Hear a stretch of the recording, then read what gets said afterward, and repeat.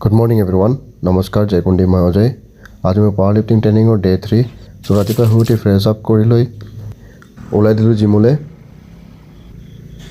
ৰাস্তাত ভলি বাবাক সেৱা জনাই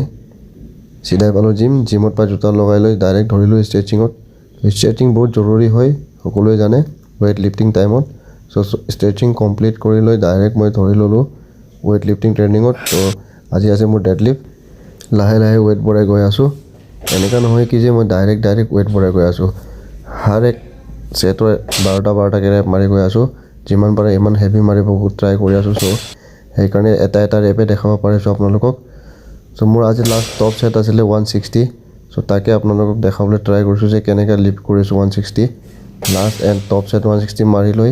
লাষ্টত এক্সাৰসাইজ বাবে লেগ পুল ডাউনৰ 12 ৰেপ মাৰি লৈছোঁ 4-3 সেট তো তাৰ পাছত আজিলৈ সমাপ্ত আকৌ লগ পাইছোঁ নেক্সট ভিডিঅ'ত stay tune tata bye bye